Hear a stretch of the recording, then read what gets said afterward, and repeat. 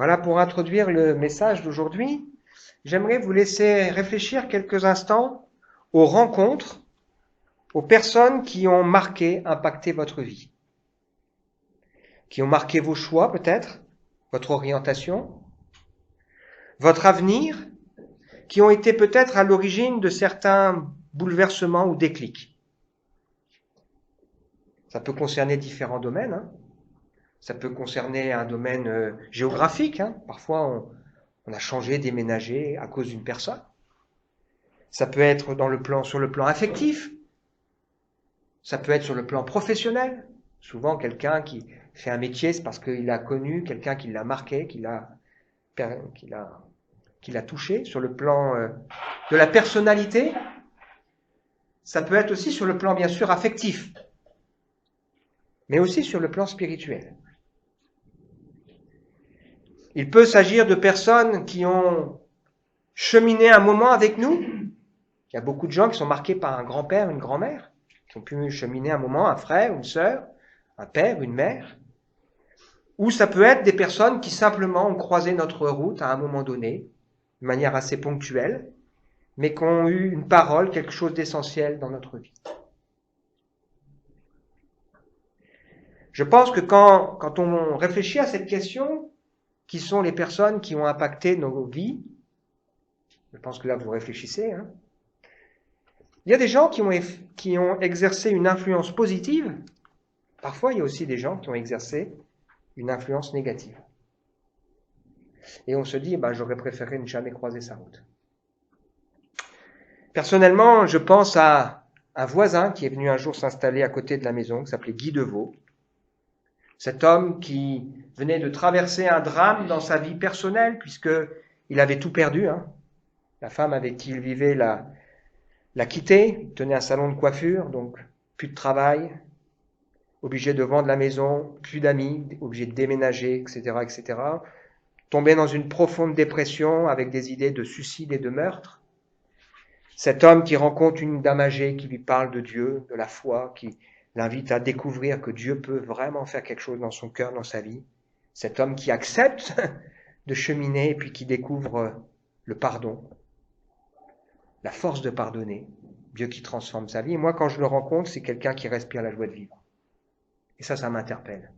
Et je me dis, il ne vit pas la foi comme moi je l'ai appris dans la religion, avec ce que j'ai découvert. Et ça m'a suscité un questionnement. Et c'est grâce à lui que je suis devenu réellement chrétien. Je pense peut-être aussi à des gens de manière plus récente. Je pense à Pierre Ménial, pasteur de l'église de Mirecourt, qui viendra ici dans 15 jours. Moi, j'irai à Mirecourt et lui viendra ici, qui est un frère avec qui on partage souvent et qui exerce une certaine influence dans ma vie. Je pense à Alain Stamp, avec qui j'ai pu cheminer un temps, parler, qui m'a aidé à résoudre des problèmes dans ma vie, m'a aidé à avancer. Plein de gens qui ont marqué mon existence. Alors, le message de ce matin, c'est des rencontres qui changent tout. Et il y a un deuxième titre, ou quand l'invisible côtoie le visible. Si aujourd'hui je suis chrétien, c'est parce que Dieu m'a cherché, m'a interpellé, il s'est révélé un jour à moi. C'est parce que le Seigneur a parlé à mon cœur, m'a montré que j'avais besoin de lui, m'a repris, et il l'a fait à travers des hommes et des femmes. C'est parce qu'à certains moments de ma vie, il m'a consolé, il m'a guéri même, il m'a encouragé, il m'a béni, et il l'a fait à travers des hommes et des femmes. Je pense à Nadine, cette dame qui soutient l'Église, qu'on n'a croisée qu'une fois ici, un week-end. Et si le Seigneur agit de différentes manières, tantôt d'une manière, tantôt d'une autre, il a choisi de se révéler, de se faire connaître à travers des hommes et des femmes. Alors je ne suis pas personnellement quelqu'un de mystique. Il serait dangereux de voir des signes partout, de tout interpréter, mais je crois que Dieu est celui qui agit dans le monde et dans la vie des hommes. La Bible nous dit que Dieu n'est pas un spectateur silencieux du cours de l'histoire du monde et de nos vies, mais c'est un acteur discret. Il soutient le monde par sa parole puissante, il fait lever le soleil sur les méchants et sur les bons, il répand les pluies, les saisons fertiles. Pourquoi il le fait sur les méchants et sur les bons? Parce qu'il est bon. Nous, on a tendance à donner à ceux qui nous aiment. Lui, il donne à tout le monde. Il remplit le cœur des hommes de joie. Il a fait des dons aux hommes. Si on est honnête, on reconnaîtra aussi que Dieu ne nous punit pas selon nos péchés aujourd'hui. Parce que s'il devait nous punir dès qu'on fait quelque chose de mal, il n'y aurait plus personne. La salle serait vide. Il est celui qui nous cherche, qui veut se révéler à nous, qui veut nous toucher. Et j'aime beaucoup le psaume 139 en particulier, où le psalmiste découvre que Dieu sait toute sa vie. Il sait ce qu'il pense, les mots qu'il va dire. Il sait les gestes qu'il s'apprête à faire. Il dit, cette science-là, elle me dépasse. Elle est extraordinaire. Avant même la fondation du monde, Dieu qui me connaît, avant même que je sois né dans le sein de ma mère, Dieu qui m'a tissé et qui connaît tous les jours qui me sont destinés avant qu'aucun d'eux n'existe. Waouh, ça c'est extraordinaire. Et qui veut, dans sa bonté, se révéler à nous. C'est pour ça qu'on a lu et qu'on a chanté « Cherchez premièrement le royaume de Dieu ». Ce Dieu qui nous tend la main pour se faire connaître, parce que son désir, c'est de faire de nous ses fils et ses filles. Donc je crois que la main de Dieu agit à travers des choses naturelles, une rencontre qui a lieu au bon moment, une parole. Mais je crois aussi qu'il y a l'ennemi de Dieu, le diable, qui est l'ennemi de Dieu et des hommes, qui agit et qui veut faire souffrir. La Bible le présente tantôt comme un serpent pernicieux qui vient là, sans qu'on s'en rende compte, tantôt comme un lion rugissant. Et la Bible parle donc des puissances, du chef des puissances mauvaises qui règnent entre ciel et terre, l'esprit du mal qui agit chez ceux qui désobéissent à Dieu. Et elle nous dit que le monde entier est sous la puissance du malin. Il aveugle, il suscite la haine, il envoie des épreuves, il obscurcit la raison, l'intelligence, il fait tout pour empêcher des personnes de croire en Dieu. Mais le diable n'est pas le contraire de Dieu. Le diable, c'est un être créé, limité. Il n'est ni omniprésent, ni omniscient, il n'est pas éternel, il est limité. Et la Bible nous présente Jésus comme celui qui a triomphé du diable sur la croix, qui a dépouillé les puissances de ténèbres et qui est le grand vainqueur. Et elle nous explique que Dieu, dans sa parole, avec la prière, avec tout ce qu'il met à la disposition des croyants, il nous a donné des armes qui sont capables de renverser des forteresses de raisonnement qui peuvent s'élever contre la connaissance de Dieu et tenir prisonniers les hommes captifs dans leurs pensées. Et donc je crois que Dieu veut se révéler. Alors on va poursuivre ensemble la découverte de ce qu'est la vie par la foi. C'est-à-dire ce que Dieu veut pour chacun d'entre nous. Alors, pour bien comprendre ça, on lit ensemble en ce moment l'histoire d'un homme qui est, c'est plus que symbolique. C'est-à-dire que la vie de cet homme est un modèle, un exemple qui nous fait réfléchir. Il s'agit d'Abraham. Pourquoi on lit l'histoire d'Abraham? Parce que Abraham est associé à une promesse extraordinaire. C'est ce qui fait que les Juifs, les Arabes et les chrétiens disent Abraham, c'est notre père, parce qu'ils veulent rentrer dans cette promesse. Et la Bible nous explique que cette promesse, elle s'accomplit en Jésus-Christ, et donc cette promesse, elle s'accomplit pour ceux qui ont confié leur vie à Jésus. Et ce qui est intéressant avec Abraham, c'est qu'Abraham, c'est un homme à qui Dieu un jour va se révéler et qui va cheminer avec Dieu avec des hauts et des bas, des choses qu'il comprend, des choses qu'il comprend moins bien, des erreurs qu'il commet, qu'il traîne, des petits boulets. On va le découvrir ensemble. Et cet homme est vraiment révélateur. Et l'excellente nouvelle pour nous, c'est que oui, Dieu veut nous bénir. Dieu veut te bénir. Dieu veut se faire connaître à nous, Dieu veut se faire connaître à toi personnellement. Et il y a un cheminement à découvrir. Alors, on a déjà vu ensemble que la découverte d'Abraham avec Dieu, c'est un cheminement, comme nous. Comme nous. La première fois, Dieu dit à Abraham, quitte ton pays et ta famille, va dans le pays que je te montrerai. Abraham part, il s'arrête en route. Quand son père meurt, il repart à nouveau et Dieu va plus loin dans la promesse. Il lui dit, quitte ton pays, ta patrie, ta famille, va dans le pays que je te montrerai. Je ferai de toi une grande nation, je te bénirai. Je rendrai ton nom grand, tu seras une source de bénédiction. Je bénirai ceux qui te béniront et je maudirai ceux qui te maudiront. Toutes les familles de la terre seront bénies en toi. Quelle promesse extraordinaire. Dieu qui dit, je te bénis. Et je vais bénir à travers toi les hommes et les femmes. Et ceux qui vont s'opposer à toi, eh bien je vais les punir. Ceux qui ne marcheront pas dans la lignée de ce que toi tu vis. On pourrait se dire, mais avec ça, il sait déjà tout, Abraham. Mais non, Dieu veut l'amener plus loin, comme nous. Ce matin, Dieu veut nous amener plus loin dans la compréhension de qui il est. C'est pour ça que Abraham, lorsqu'il va entrer dans cette promesse, Dieu va lui dire, c'est à ta descendance que je donnerai ce pays. Il va lui montrer que cette promesse, elle va dépasser le temps présent. Et puis, il va y avoir cette histoire où Abraham et Lot, son neveu, ils sont là ensemble, les troupeaux se multiplient, alors ça crée des tensions, et puis Lot, ils sont obligés de se séparer, et Lot, il regarde, il voit une belle plaine, là, la vallée de Sodome et Gomorrhe, et il dit, voilà, moi, je choisis cette plaine-là où c'est riche, il y a une abondance, et c'est là que je vais. Et Abraham, il semble à vue humaine tout perdre. Mais en réalité, Abraham, c'est un homme de foi. Et c'est pas lui qui perd, au contraire. Le plus rêveur, ce n'est pas Abraham qui renonce à des choses, mais c'est Lot. Parfois on dit les chrétiens, vous êtes rêveurs. Qui est le plus rêveur? Lot, il va pendant toute sa vie tourmenter son âme, parce que c'est quelqu'un qui connaît Dieu, mais qui va toute sa vie tourmenter son âme, parce qu'il ne vit pas dans ce que Dieu veut, il vit au milieu de gens qui sont pervers, corrompus, ça le rend malade, mais il continue de vivre avec eux.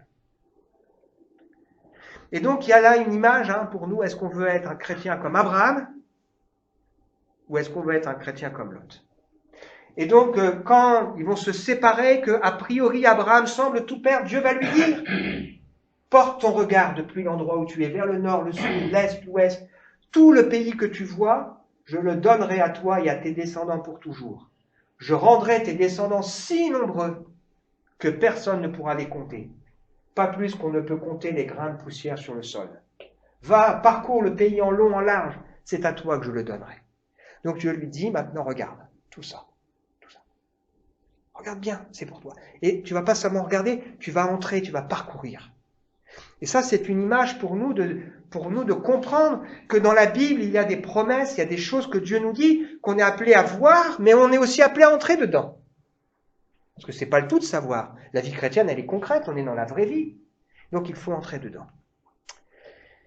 Alors aujourd'hui, nous allons voir comment la promesse de Dieu se met en œuvre. Dieu va bénir Abraham, va bénir ceux qui sont à ses côtés et va maudire ceux qui s'opposent à lui. Et on va voir comment Abraham va faire 2 rencontres. Alors, 2 rencontres avec 2 personnages qui sont vraiment très intéressants. D'un côté, l'un symbolise le bien, l'autre le mal. Et donc, l'attitude d'Abraham va permettre à Dieu d'aller plus loin avec lui. Alors, quelques éléments de contexte. C'est tout le chapitre 14 du livre de la Genèse, que si vous avez une Bible, vous pouvez lire à la maison, où on découvre Abraham dans la vie d'Abraham qui rentre dans un contexte, j'allais dire, géopolitique. Alors, je crois qu'il y a une carte, voilà, ici, il y a une carte que j'ai mise. Abraham, il se trouve ici à Hébron, et puis là, son neveu Lot, qui, lui, est parti vers Sodome, ici. Voilà. Et la région, ici, est normalement dominée pendant des années sous la domination d'un roi qui s'appelle Kedorlaomer, et qui est un roi dont le règne est plutôt autour de l'Iran, de l'Irak. Pendant 12 ans, toute cette est soumise à ce roi. Et puis la 13e année, les gens se révoltent, les 5 rois là qu'on a en vert de ces villes se révoltent pour échapper à la domination de ce roi Kedorlaomer. Et donc ce roi, il va prendre avec lui 3 autres alliés, et ils vont aller reconquérir le pays. Et ils vont commencer par le nord et par le sud, encercler toute cette région. Et ensuite, ils vont prendre donc la ville de Sodome et prendre avec cette ville tous les hommes qui sont dedans, et en particulier Lot et sa famille. Ça va? Et donc, on lit maintenant ce qui se passe. On vient prévenir Abraham de ce qui arrive à son neveu Lot. Donc un fuyard va annoncer cette nouvelle à Abraham l'Hébreu qui s'est installé aux chênes de l'Amorite Mamré. Mamré était frère d'Eshcol et d'Aner, tous trois étaient les alliés d'Abraham. Alors je vais juste remontrer avant la carte. Et Abraham, il va quitter Hébron, il va monter jusqu'à Dan, et jusque-là, il va faire... Donc là, il y a 225 km, après il y a encore 160 km pour aller chercher son neveu Lot. Quand Abraham apprit que son neveu avait été fait prisonnier, il mobilisa ses partisans, les 318 hommes de son clan, et se lança à la poursuite de l'ennemi jusqu'à Dan. Abraham répartit ses serviteurs en plusieurs groupes et attaqua de nuit. Il battit les rois et les poursuivit jusqu'à Oba, au nord de Damas. Il récupéra tout le butin, ainsi que Lot, son neveu, avec ses biens, les femmes et les autres prisonniers. Et c'est là que Abraham va faire la rencontre, une première rencontre, l'invisible qui rencontre le visible. Une histoire extraordinaire, parce que Abraham n'est pas un homme de guerre.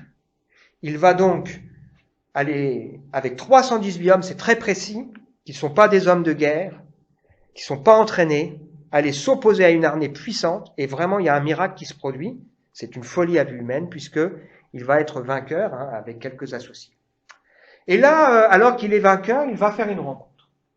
Quand Abraham revint après sa victoire sur Kédor-Laomer et les rois, ses alliés, le roi de Sodome vint à sa rencontre dans la vallée de Chavé, c'est-à-dire la vallée du roi.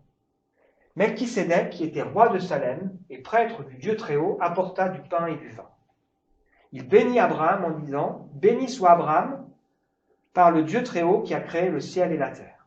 Merci au Dieu Très-Haut qui a livré tes ennemis en ton pouvoir. » Alors Abraham lui donna 1/10 de tout le bulletin. La rencontre avec cet homme Melchisédek. Alors, j'imagine que Melchisédek, c'est sans doute pas une célébrité. Si on avait dû chacun, là, prendre un papier et écrire 10 noms, 20 noms, 30 noms de personnages bibliques, je suis sûr qu'on n'aurait pas cité Melchisédek. C'est pas une célébrité. Pourtant, c'est vraiment un personnage important, qui authentifie combien la Bible est un livre inspiré.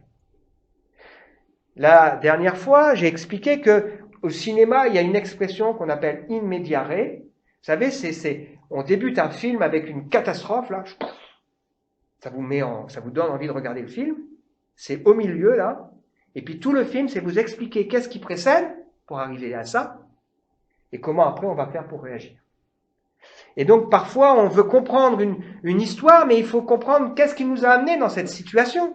Et puis, qu'est-ce qui est important, c'est qu'est-ce qui suit.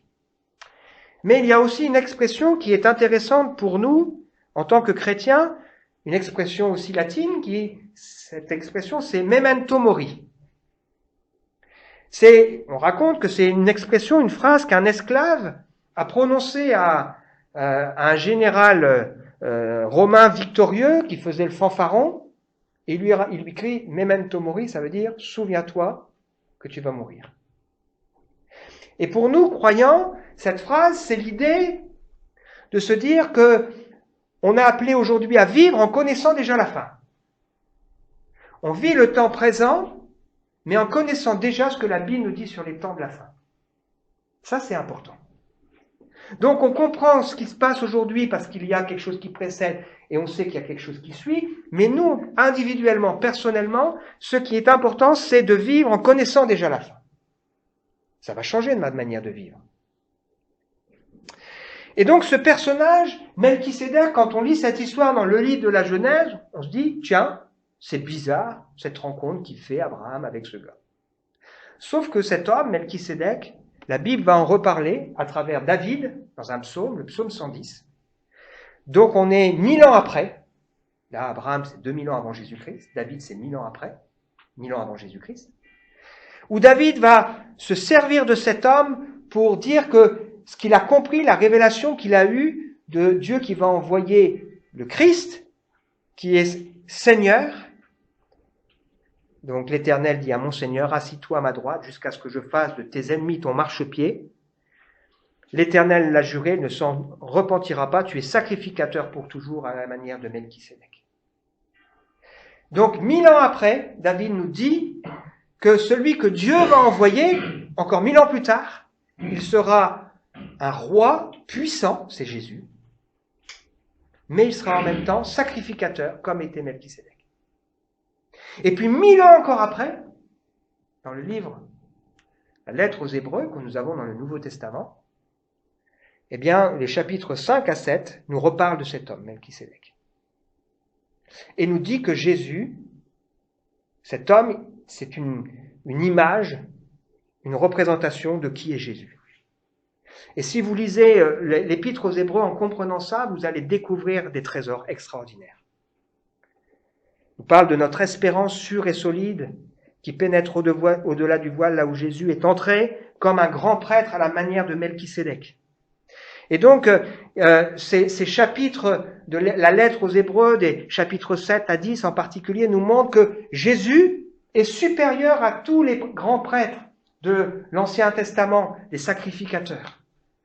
Vous savez que pour les Juifs, pour s'approcher de Dieu, Dieu qui est saint, il y avait un devoir, ils devaient faire des sacrifices, et les personnes qui pouvaient faire ces sacrifices, c'était des prêtres, sacrificateurs.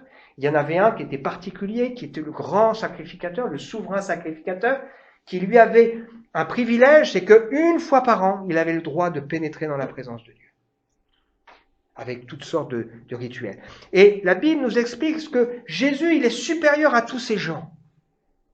Elle nous explique que l'alliance que Dieu veut créer avec nous est bien supérieure à l'alliance de l'Ancien Testament. Elle nous explique que si le souverain sacrificateur dans l'Ancien Testament, il rentrait dans une petite espace où il y avait la présence de Dieu, c'était pas rien. Jésus est entré dans un sanctuaire plus grand. Et elle nous explique que Jésus, lui, il a un sacerdoce qui est bien supérieur parce qu'il n'est pas transmissible. Jésus ne meurt pas. Jésus a un sacerdoce bien plus grand. Donc, ce Melchisédek, ce personnage bizarre, marque la rencontre du visible et de l'invisible. Il est à la fois roi de Salem, c'est-à-dire Jérusalem, qui veut dire ville de la paix, donc roi de paix, et il est roi de justice, comme Jésus. Nous croyons que Jésus est venu dans la forme d'un simple serviteur, mais nous croyons que Jésus est roi. Il est souverainement élevé. Il est le prince de la paix et il est celui qui nous permet d'être justifiés devant Dieu. Il est à la fois roi, celui qui est souverain, et il est en même temps sacrificateur. Deux composantes qui étaient impossibles avant, mais que Melchisédek a réalisé. C'est-à-dire à la fois celui qui règne et celui qui offre un sacrifice. Mais ce que Jésus offre, c'est sa propre vie pour nous. Il est sans père, sans mère, c'est-à-dire que son service ne dépend pas de son héritage terrestre. Il ne tient pas cela d'une lignée ou d'un héritage, mais de Dieu lui-même. Et qu'est-ce que va faire cet homme? Il va bénir Abraham. En lui disant, t'as vu comment la main de Dieu a été sur toi? Il fait remarquer à Abraham que le Dieu très haut était à ses côtés. Celui qui a créé le ciel et la terre. Il loue et remercie Dieu pour cette bénédiction que Abraham a reçue. Et qu'est-ce qu'il partage avec Abraham? Il partage là-bas du pain et du vin. Ça vous rappelle rien, le pain et le vin? Ça nous rappelle la scène. Donc cet homme vient dire à Abraham, Dieu est avec toi. Dieu t'a béni. Et il partage avec lui le pain et le vin. Et Abraham, qui comprend à travers cet homme qu'il est là en train de rencontrer quelqu'un qui lui parle de quelqu'un qui est plus grand, qu'est-ce qu'il décide de faire? Il décide de lui donner 10% de tout son butin, de toute sa propriété, pour marquer sa reconnaissance à Dieu. Parce qu'il est reconnaissant, ouais, Dieu m'a béni. Donc je vais offrir à Dieu quelque chose. Le visible qui rencontre l'invisible. Abraham laisse Dieu être le Seigneur de sa vie et il laisse le Seigneur se glorifier en lui. Alors Abraham, ensuite, il fait une deuxième rencontre. Donc le psaume 110, 1000 ans après, et Hébreux, 2000 ans après. Il fait une deuxième rencontre. Le roi de Sodome dit à Abraham, donne-moi les gens et garde les biens matériels. Abraham lui répondit, je lève ma main vers le Seigneur, le Dieu très haut, qui a créé le ciel et la terre, je jure que je ne prendrai rien de ce qui t'appartient, pas même un fil ou une courroie de sandales. Ainsi tu ne pourras pas dire, j'ai enrichi Abraham. Je ne garderai rien pour moi, j'accepte seulement ce que mes gens ont mangé et la part de mes alliés, Asner, Eshkeol et Mamré, qui ont droit à cette part. Il rencontre un homme qui s'appelle Béra, qui est le roi de Sodome. Donc vous voyez la scène, Abraham, avec une poignée d'hommes, 318 devant une grande armée, il vient, il délivre son neveu, il délivre Sodome, les rois de Sodome, de Gomorre, machin, là. Et le roi de Sodome lui dit, Abraham, allez, je vais te faire un cadeau.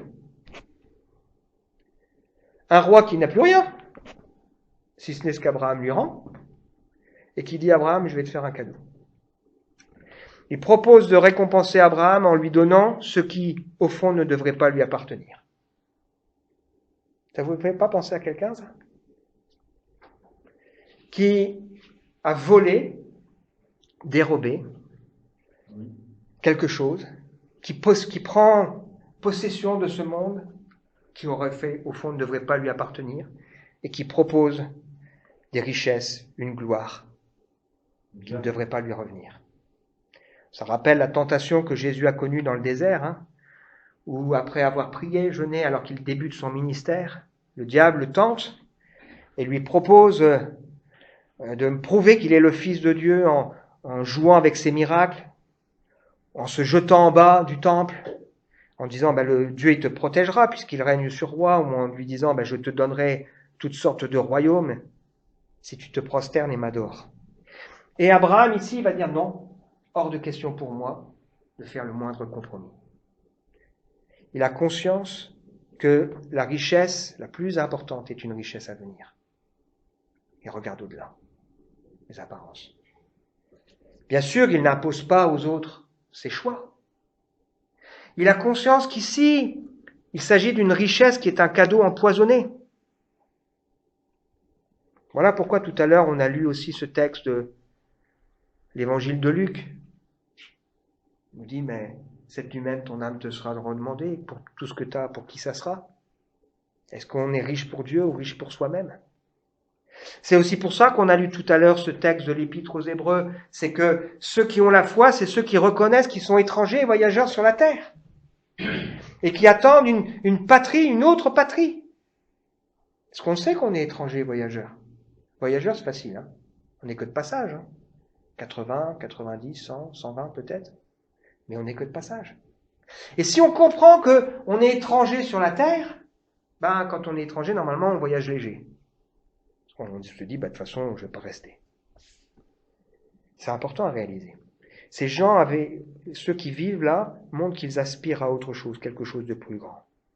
Et donc, Abraham fait ce choix de dire, non, moi, c'est pas ça que je veux.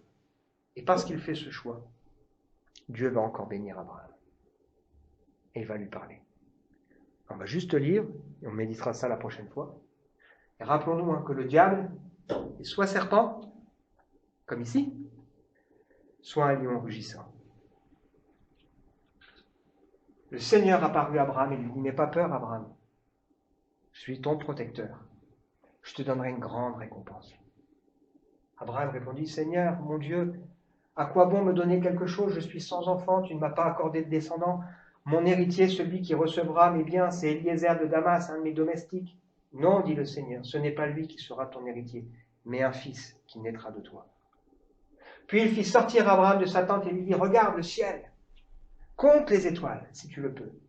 Et il ajouta, comme elles, tes descendants seront innombrables. Abraham eut confiance dans le Seigneur, c'est pourquoi le Seigneur le considéra comme juste. On pourrait se dire, mais Abraham, ça y est, il a déjà tout. Et Dieu lui dit non. Abraham, parce que tu as fait ce choix, tu as compris le visible, l'invisible, tu as fait ce choix, ta récompense sera grande. Je suis ton bouclier, je veille sur toi. Tu as vu, j'ai béni ceux qui te bénissent. J'ai maudit ceux qui sont contre toi. Je suis avec toi. Abraham, il a un combat dans son cœur. On y viendra la semaine prochaine. Mais Seigneur, tu m'as béni, d'accord, mais dans ma vie, là, il me manque quelque chose. Et Dieu lui dit, cette fois, regarde. La première fois, il lui a dit, ta descendance elle est comme le sable, c'est-à-dire elle est terrestre. Et Abraham a eu une descendance terrestre. Mais là, il lui dit, regarde dans le ciel. Et là, il lui montre que sa descendance, elle dépasse la terre. C'est aussi une descendance qui est dans le ciel, spirituelle. L'Église dont nous faisons partie. Et ça, ce sera pour la prochaine fois. Conclusion. À qui voulons-nous ressembler? À Abraham ou à Lot? Qui se dit, ah ouais, Sodome, Gomorrhe, puis ensuite il se retrouve pris dans toutes sortes de problèmes, et heureusement que son frère, son oncle, vient le sauver. À qui voulons-nous ressembler? Croyons-nous que la promesse que Dieu a faite à Abraham nous concerne? Je te bénirai. Je ferai de toi une source de bénédiction pour d'autres. Et la bénédiction dont Dieu nous parle, ce n'est pas simplement une bénédiction de la terre, mais une bénédiction qui va au-delà, parce qu'il y a une vie après cette terre. Il y a autre chose après. Est-ce qu'on croit que Dieu est à nos côtés, qui prend soin de nous? On pourrait rendre de multiples témoignages de Dieu qui prend soin de nous. À chaque fois qu'on lui fait confiance, mais on peut dire aussi, des fois, on ne fait pas bien confiance. On cafouille. Quelle richesse voulons-nous? Quelle richesse voulons-nous? Abraham, il a fait son choix. Et à qui voulons-nous faire allégeance? Alors c'est un mot compliqué pour ceux qui ne sont pas français d'origine. À qui voulons-nous reconnaître comme le roi de nos vies? Parce qu'Abraham, il a compris que s'il acceptait des cadeaux, eh bien, il deviendrait dépendant de ce roi de Sodome. Il dit non, moi je veux rien. Je veux faire allégeance à Dieu. C'est lui le Seigneur de ma vie. C'est lui mon sauveur. À qui voulons-nous reconnaître la majesté et la souveraineté? Quel combat voulons-nous mener? Quel combat? Les combats dans lesquels Dieu nous appelle, ou les faux combats? On pourrait passer à côté. Le visible qui rencontre l'invisible, des rencontres qui bouleversent notre vie. Le bien qui va nous conduire à découvrir Dieu, ou parfois des pièges dans lesquels il faut éviter de tomber. Mais heureusement, Dieu dans sa bonté nous en sort. Je vous laisse réfléchir à ce qu'on a reçu, et on va prier ensemble simplement. Seigneur, je prie pour que cette parole, ce texte, peut-être un peu plus difficile aujourd'hui, on puisse comprendre dans nos cœurs, dans nos vies, ce que ça veut dire. Ça nous montre, Seigneur, combien tu es là de tout temps, de toute éternité, que effectivement tu nous connais, chaque étape de notre vie. Je te remercie pour ces belles rencontres que tu as mises sur ma route. Chaque jour de ma vie, je veux prendre le temps d'être reconnaissant pour ces hommes, ces femmes qui ont permis que je m'attache à toi, Seigneur, qui sont encore pour moi aujourd'hui une source de bénédiction. Je crois, Seigneur, que tu mets sur la route de chacun des hommes, des femmes qui nous permettent de te connaître. Mais il y a aussi des pièges. Et Seigneur, tu veux nous en protéger, nous en délivrer. Et nous te remercions pour tout cela, Seigneur. Que ta parole puisse faire son œuvre dans le cœur de chacun. Amen.